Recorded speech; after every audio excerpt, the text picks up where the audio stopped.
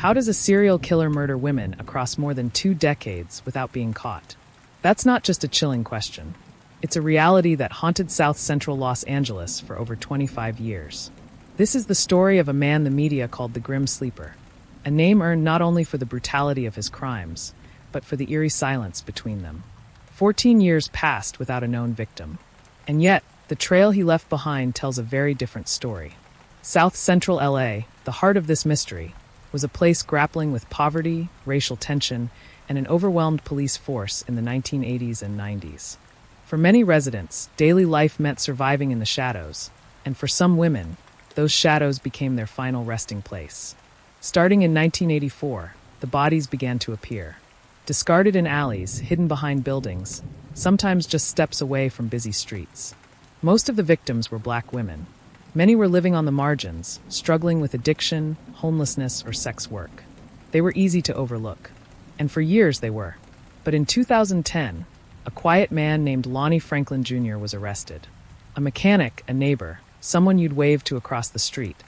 He was charged with the murders of 10 women, spanning from 1984 to 2007.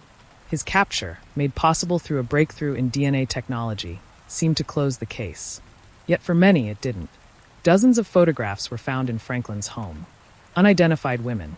Some smiling, some unconscious. Some never seen again. The LAPD still suspects that the number of victims could be far greater. In 2024, a docuseries on A&E revisited the case, shedding new light on the investigation, but also reigniting the unanswered questions.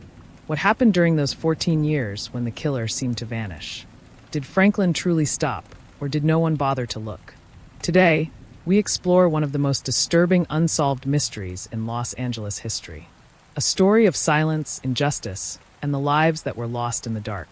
This is Cold Case Mystery, The Grim Sleeper, based entirely on official LAPD records, survivor accounts, and investigative reporting. To understand the full weight of this case, we have to start where it all began. Let's begin with the victims. To understand how this case could go unnoticed for so long, we have to look closely at where it happened and who it happened to.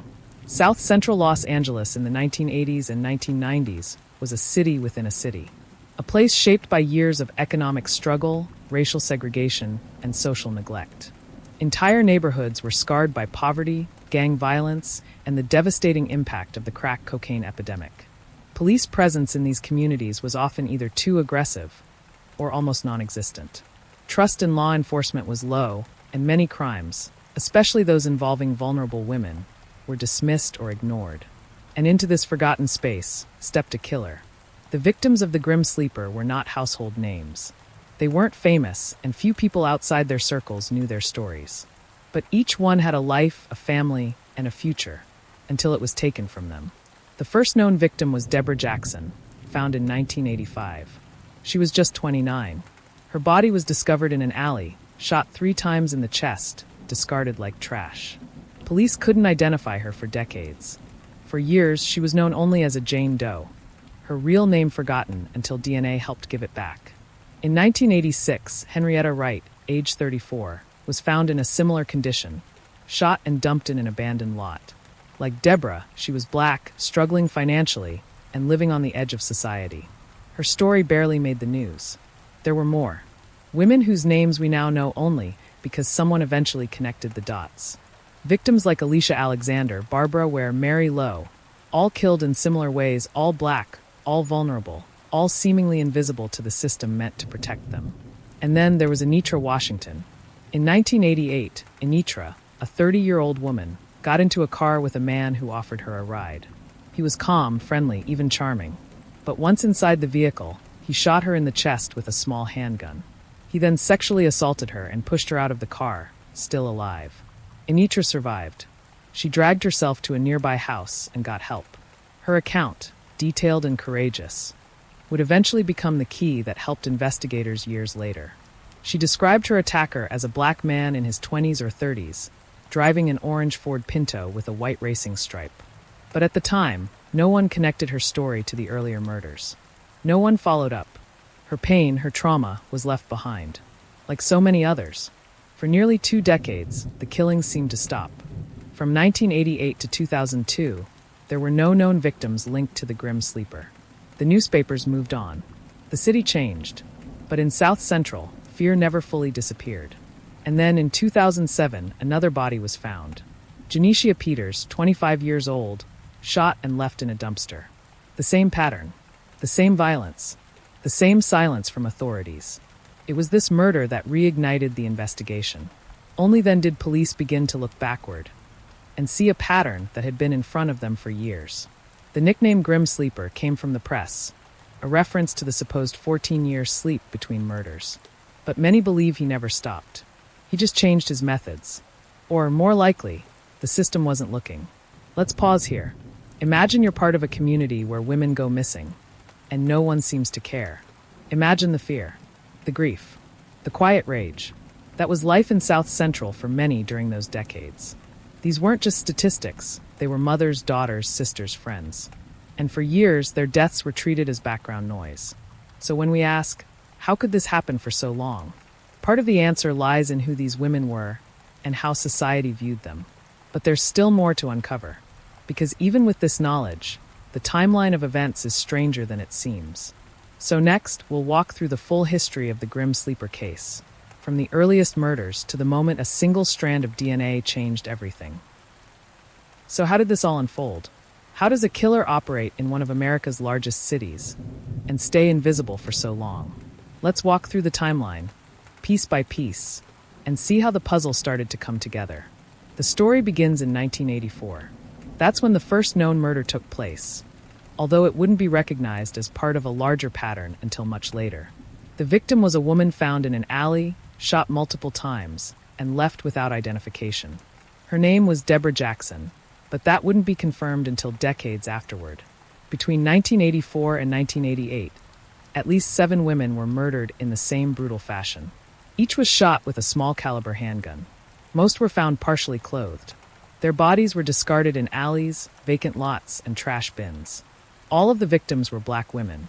Most were in their 20s or 30s. Many had been sexually assaulted. Some were last seen accepting rides from unknown men. At the time, these murders didn't make headlines. LAPD treated each case separately. No public warning was issued. There was no press conference, no community alerts, and no real sense that a serial killer might be at work. Then, suddenly, the murders stopped. From 1988 to 2002, there were no officially linked cases. 14 years. That long, chilling silence gave the killer his nickname, the Grim Sleeper. But let's pause here. Did he really stop? That's the question that still divides many investigators and community members. Some believe he laid low. Others think he simply changed the way he operated. Maybe he targeted women who weren't reported missing. Maybe no one connected the dots. Or maybe no one cared to. What we do know is that in the early 2000s, the killings started again. In 2002, another woman was murdered under circumstances almost identical to the earlier cases. Then again in 2003, and again in 2005. Finally, in 2007, the body of Janicia Peters, a 25-year-old woman, was discovered inside a black garbage bag, dumped in a dumpster in South Central. She had been shot in the back with a small-caliber weapon. Her death finally triggered something, not just because of the brutality, but because of what was found at the scene. DNA evidence. Traces of genetic material were collected and tested. And here's where things started to shift. For the first time, authorities realized that DNA from Janicia's case matched several other unsolved murders, going all the way back to the 1980s. It also matched samples taken from one survivor, Anitra Washington, the woman who had been shot and left for dead back in 1988. Anitra had provided a detailed description of her attacker, a black man in his late 20s or early 30s, driving a burnt orange Pinto with a racing stripe. At the time, that information had been overlooked. Now it finally had context. But there was a problem. The DNA didn't match anyone in the national database. Whoever this man was, he had no previous felony record, no fingerprints on file, no obvious identity. The case stalled again, until 2008, when something unexpected happened. Police received a partial DNA match from a man who had recently been arrested on a weapons charge. He wasn't a suspect in the murders, but his DNA was close enough to suggest he might be related to the killer. That man was Christopher Franklin, the son of Lonnie Franklin Jr. This discovery, known as familial DNA matching, was a breakthrough technique at the time. It allowed investigators to identify people who shared close genetic markers with crime scene evidence, even if the exact person wasn't in the system.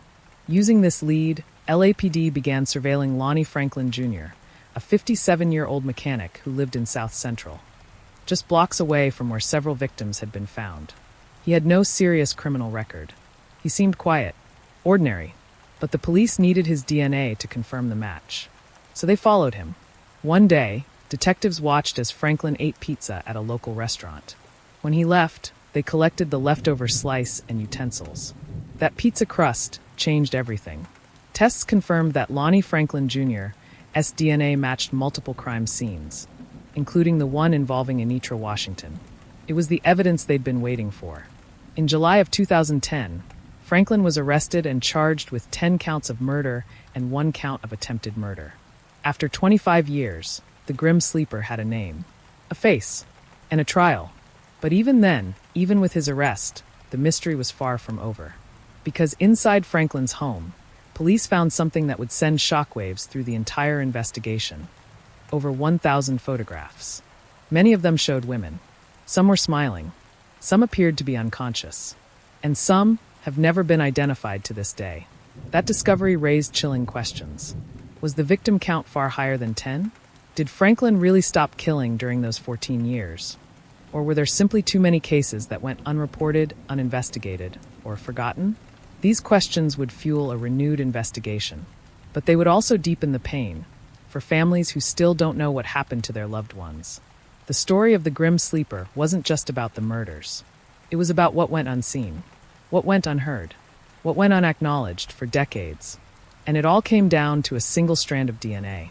Next, we'll follow the investigation in more detail, from the moment of Franklin's arrest to the courtroom, and the lingering mysteries that remain even after his death. When Lonnie Franklin Jr. was arrested in 2010, many people thought the case was over. The monster had a face. The evidence was clear. Justice would be served. But if this story has taught us anything, it's that answers often lead to even more questions. Let's go back a few years before the arrest, before the DNA, and look at how the investigation unfolded, and what it says about the system that allowed a serial killer to go undetected for so long. For most of the 1980s and 90s, South Central Los Angeles was not a priority for the LAPD. The community was struggling with crime, unemployment, and racial tension, and police resources were stretched thin. Homicide detectives were overworked, often juggling dozens of open cases at once. And when victims were poor, black, female, or involved in drugs or sex work, their deaths were rarely treated with urgency. This wasn't just a failure of staffing. It was a failure of perception. By the time investigators noticed a possible pattern in the murders, it was already the mid-2000s, and it wasn't LAPD leadership that made the call. It was pressure from the community, journalists, and the families of the victims. In 2007, the LAPD finally formed a cold case task force to investigate unsolved murders from the past 3 decades. That team began reviewing evidence from old cases, and that's when they found the match between Janecia Peters' DNA in 2007 and cases from the 1980s and 1990s. It was a turning point, but they still didn't know who the killer was. Then came 2008, and the now famous familial DNA breakthrough. When Christopher Franklin, Lonnie's son, was arrested and entered into the system, his DNA partially matched samples from the Grim Sleeper crime scenes. That match didn't confirm anything, but it told police they were close. Very close. Detectives began looking into Christopher's family. That's when they found Lonnie Franklin Jr., a 57-year-old man.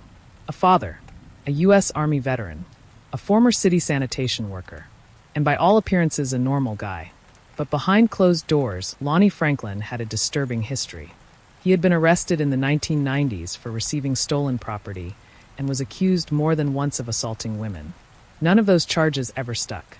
And crucially, his offenses weren't serious enough to land his DNA in the federal database. So police had to find another way. In 2010, undercover detectives followed Franklin to a local restaurant. One of them posed as a waiter, clearing Franklin's table after he finished eating. They collected his utensils, and most importantly, a slice of pizza he hadn't finished. Tests confirmed what they had suspected. Lonnie Franklin Jr. sDNA was a direct match to multiple crime scenes, spanning more than 2 decades. That slice of pizza brought an end to 25 years of fear. Franklin was arrested in July 2010. Inside his home, police found an arsenal of evidence: firearms, ammunition, photographs of women in compromising or unconscious states, and hundreds of items of women's clothing, jewelry, and personal effects. Some of those items matched what the victims had been wearing when they were last seen alive. He was eventually charged with 10 counts of murder and 1 count of attempted murder. The attack on Anitra Washington, who bravely testified against him in court. The trial didn't begin until 2016, delayed by years of legal wrangling, evidence processing, and defense motions. But when it finally started, the courtroom was filled with emotion. Family members of the victims sat together, many of them meeting for the first time. They listened to harrowing details about how their daughters, sisters, and mothers had died. Some wept. Others stared at Franklin in silence. Prosecutors described him as cold, calculating, and relentless. A man who hunted vulnerable women, used them, and threw them away. Defense attorneys claimed the evidence was circumstantial, that DNA alone couldn't prove guilt beyond a reasonable doubt. But the jury disagreed. After 3 months of testimony, Lonnie Franklin Jr. was found guilty on all counts. He was sentenced to death in August 2016. But the story doesn't end there. In 2020, Franklin died in prison, found unresponsive in his cell at San Quentin. The cause of death was never officially confirmed. No foul play was suspected. With his death, many families feared that the full truth would never come out. Because while Franklin was convicted of 10 murders, police discovered photographs of more than 180 women in his home. Some were identified, some were not. Several are still missing. Their names and their fates remain unknown. The LAPD maintains that the Grim Sleeper may have had dozens more victims. But without bodies, without evidence, many of those cases remain open, floating in the cold case files. In 2024, a new docuseries from A&E revisited the investigation. It featured interviews with retired detectives, forensic experts, and family members. Some of the women in Franklin's photographs were tracked down and identified alive. Others, tragically, were confirmed to have died under suspicious circumstances. But as of 2025, no new charges have been filed, and no additional murders have been officially attributed to Franklin. Which brings us to today. So much about this case has been answered, but just as much remains hidden, locked in time, buried in evidence boxes, or lost to history. Could the LAPD have stopped him sooner? Why were so many red flags ignored? And what happened during those 14 years of silence? Did he truly stop killing? Or did no one look hard enough? These questions still haunt the families and the community. And now, maybe they haunt you too. In our final segment, we'll reflect on what this case tells us. Not just about a killer, but about the world that allowed him to roam free. So now we've reached the end of the trail, or at least the end of what we know. Lonnie Franklin Jr., the man known as the Grim Sleeper, was arrested in 2010 after evading justice for over 25 years. He was convicted in 2016. He died in prison just 4 years later. But while his name is now infamous, many of his victims still remain nameless. Their stories unfinished. The case exposed more than a killer. It revealed a deep flaw in our system, a blind spot where some lives were seen as less valuable. Black women, poor women, women in crisis, ignored, forgotten, left to disappear in alleys and dumpsters with little media coverage and even less police attention. It wasn't just the killer who went unseen. It was the victims. But technology finally gave them a voice. DNA, something microscopic, cracked open a case that had been cold for decades. A pizza crust led to an arrest. A partial match became the first step toward justice. Still, so many questions remain. Why the 14-year gap? Did Franklin really stop killing between 1988 and 2002? Or were those years just hidden? And what about the women in those photos? The ones found in Franklin's home? Who were they? How many of them never came back? We may never get all the answers. But one thing's for sure. These women deserved more. More protection. More attention. More humanity. And while the Grim Sleeper is gone, the shadows he left behind still linger. So now we turn to you. What do you think happened during those missing years? Could there be more victims still waiting to be found? What's your theory? We'd love to hear your thoughts. So drop a comment, share your perspective, and join the conversation. Your voice matters. And if you found this story compelling, make sure to subscribe to Cold Case Mystery so you don't miss our next deep dive into the unsolved, the unexplained, and the unforgettable. Because every victim has a name, every silence hides a story, and every mystery deserves to be heard. Thanks for listening.